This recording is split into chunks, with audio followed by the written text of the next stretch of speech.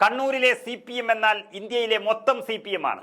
മുഖ്യമന്ത്രിയും സംസ്ഥാന സെക്രട്ടറിയും പോളിറ്റ് ബ്യൂറോ അംഗങ്ങളും കേന്ദ്ര കമ്മിറ്റി അംഗങ്ങളും എല്ലാം കൂണുപോലെ മുളച്ചു പൊന്നുന്ന ഒരു സ്ഥലമാണ് കണ്ണൂർ. ആ കണ്ണൂരിലെ പാർട്ടി ഗ്രാമത്തിൽ പോയി രാഹുൽ മാങ്കൂട്ടം MLA വെല്ലുവിളി നടത്തിയിട്ട് 48 മണിക്കൂർ കഴിഞ്ഞിരിക്കുന്നു.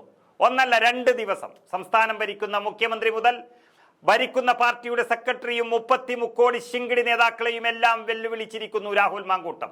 ഈ നിമിഷം വരെ ഒരു ചെറുവിരലനക്കാൻ അവർക്ക് പറ്റിയിട്ടില്ല. ആ വെല്ലുവിളി ഇങ്ങനെയായിരുന്നു. നിനക്കൊക്കെ 1.5 വർഷമായിട്ട് ഏത് വാഴയാടാ കേരളത്തിന്റെ ആഭ്യന്തര മന്ത്രി? 1.5 വർഷമായിട്ട് എനിക്കെതിരെ നിന്റെയൊക്കെ ഡിവൈഎഫ്ഐയുടെ നേതാക്കന്മാർ കൊടുത്ത ഒരു കേസിൽ തിരിഞ്ഞും മറിഞ്ഞും കിടന്ന എത്ര പോലീസാണ് അന്വേഷിച്ചേ?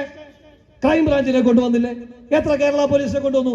ഇങ്ങനെ ഒരു നാണവും മാനവും ഇല്ലാതെ വ്യാജ വ്യാജ വ്യാജ എന്ന് കരയാനല്ലാതെ ഒരു FIR എടുപ്പിക്കാൻ നിന്റെയൊക്കെ ആഭ്യന്തര വാഴയ്ക്ക് കഴിഞ്ഞിട്ടുണ്ടോ?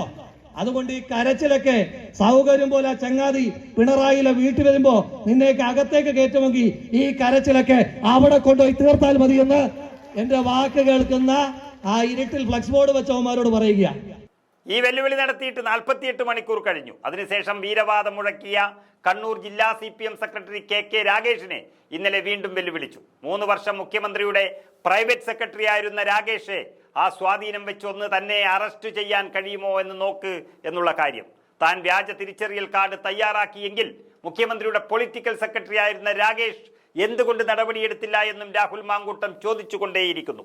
പക്ഷേ രാജ്യത്ത് ഏറ്റവും കൂടുതൽ അധികാരമുള്ള CPM നേതാക്കളുടെ ജില്ല എന്നുള്ള നിലയിൽ കണ്ണൂരിൽ പോയി വെല്ലുവിളിച്ചിട്ടും അത് സ്വീകരിക്കാൻ കഴിയാതെ CPM നേതാക്കൾ രാഹുൽ മാങ്കൂട്ടത്തിന് മുന്നിൽ തോറ്റു പിന്മാറിയിരിക്കുകയാണ്.